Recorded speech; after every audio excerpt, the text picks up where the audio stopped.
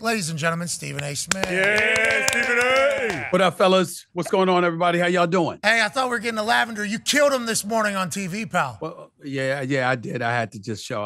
Ryan Clark was talking smack prior to the show today. He was talking smack last week about how he was going to come in dressed better than me. I had to put that notion to bed. So I did that. And, I still got on half. So I just took off the jacket. But this is what I was wearing, this shirt tie with the lavender. Okay, well, you crushed it. You killed it. He looked good, too. He had, like, the button-up turtleneck. Oh, yeah. Mm-hmm. With the... Well, he's always looking good. But the problem is that, sometimes he tries to come across as a pastor. And then he comes on the air today and says that he's an atheist for the day because he's not believing and all of this other stuff. So he's all over the place. He's all over the place, Pat. Yeah. It's all right. Emmy winner, though. Yeah. Big time Emmy or on TV right. now. Those matter. Hell yeah. He's a talent. Hosting the new Inside the NFL as well. I don't know if anybody's going to come close to touching you whenever it comes to the moxie of what you wear on TV. Let's start talking. We were just chatting there about Russell Wilson. Let's wrap this up. He looked good. I thought Russell Wilson looked good. He was throwing the ball again. He looked like he had confidence again. They lose, but there's hope that Russell Wilson doesn't suck anymore, right? I mean, I think there's definitely hope for that. There is hope. I mean, the reality of the situation is the only thing he brought good to Denver with him was Sierra. I mean, the fact of the matter is that it was that damn bad last year. And so there's no real way to go but up. He stunk up the joint last year. We know he's a Super Bowl champion. But I think that when it comes to Russell Wilson, a lot of people don't really take this into account, fellas. When Russell Wilson won the Super Bowl, that was fine. When they lost the Super Bowl, when Darry Bevel and Pete Carroll decided to let him throw the ball over the middle instead of giving it to beast mode at the half-yard line after he had gotten them up to that point, I don't think people really take into account to really revisiting the divide that created with the Seattle Seahawks back in the day. The Legion of Boom and others were not turned on by that. They were never the same.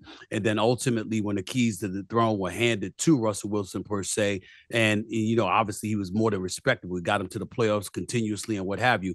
But he wanted his own franchise. He wanted to be the man officially. So he got that in Denver. And what happens? When he first got there, he stunk up the joint. Not only did he stink up the joint, he had a coach in Nathaniel Hackett, who, as far as I'm concerned, is lucky to have a job right now. I know that's Aaron Rodgers' boy, and Aaron Rodgers, to me, that's a bad man. But Nathaniel Hackett has him to thank for even having a job in the NFL after that atrocity that he put forth in Denver last season. And so when you take that into account and the fact that Russell Wilson was a part of that Russell Wilson was living by his own rules and really feeling himself, there's a lot of making up to do. Making up for it ain't losing 17-6. Yeah, it was a little boring. He looked strong, though. Hey, strong arm. He looks strong. But listen. The bottom line is this. You look strong, too, but you're winning. He's not winning. Okay. And until he starts winning, then it doesn't matter. So I don't give it, he can look strong all he wants to. You got to get it done. And 16 points against the Las Vegas Raiders ain't going to cut it. So you can say he looks strong, and I don't disagree with you. He did look relatively good last year, but it's in comparison to what we saw last season, which was hot garbage. Yeah, we all agree. Those games were terrible to watch, tough to watch. I appreciate the compliment. A little sunburnt right now, so I think you're seeing a little more vascularity from that Alabama sun. Go ahead, AJ. Stephen A., the Niners, played very, very well against the Pittsburgh Steelers. Brock Purdy kind of picks up where he left off. Dominant. Exactly. What do you think is the deal with the Steelers? We know they had a great preseason. We're talking about all this hype, and then this happens week one. Do you think they're going to be all right? And what about the Niners? They're going to make a run once again? Well, first of all, with the Niners, that's a foregone conclusion. I expect to see them in the NFC Championship game. It's just that simple. Hilarious. Whether it's going to be against the Cowboys or the Eagles remains to be seen, but I think it'll be the 49ers against one of those teams. That's number one. Number two, I will tell you this. When it comes to the Pittsburgh Steelers, I'm very depressed because I've been a lifelong diehard Steelers fan. And this is the first time that I've ever contemplated them finishing in last place within their own division. Oh, no. That's how I feel about it right now. No. Well, let's count the ways. Joe Burrow stunk up the joint yesterday. Do we really think that's going to last? We know better. We know what a superstar he is. He'll be fine. We look at Lamar Jackson now having Odell Beckham Jr. and Zay Flowers and those boys. They lost they lost J.K. Dobbins. We understand that's not a good thing, but still being exceptionally well coached by Harbaugh, being led by Lamar Jackson, having some rough riders on the defensive side of the ball. Do we really expect them to fall off? No. So it comes down to the Pittsburgh Steelers and the Cleveland Browns. And even though Sean Watson still has some making up to do, He doesn't look like himself as of yet. When we look at Garrett and the impact that he has, when we look at Nick Chubb and the way he can run the football, when we look at them having a number one receiver in Amari Cooper, Peoples-Jones, this brother can play as well, and Joker can play at the tight end spot. You just look at the arsenal that the Cleveland Browns have had. They have flown under the radar. We've talked about Burrow's new deal. We've talked about Lamar Jackson's deal before that. We've talked about people that they've drafted. We've talked about the Pittsburgh Steelers and what we're hoping. But we've looked at the Cleveland Browns and we've paid little to no attention to them. Yep. And then they go against Cincinnati and hold them to 3 points and beat them 24-3. We got to pay attention to stuff like that and ask ourselves, where do the Steelers fit in that equation when you got a second-year quarterback with small hands and even smaller resume compared to the guys that I mentioned? I mean, what the hell are you going to be able to do? They had 3 sacks. TJ Watt had all of them.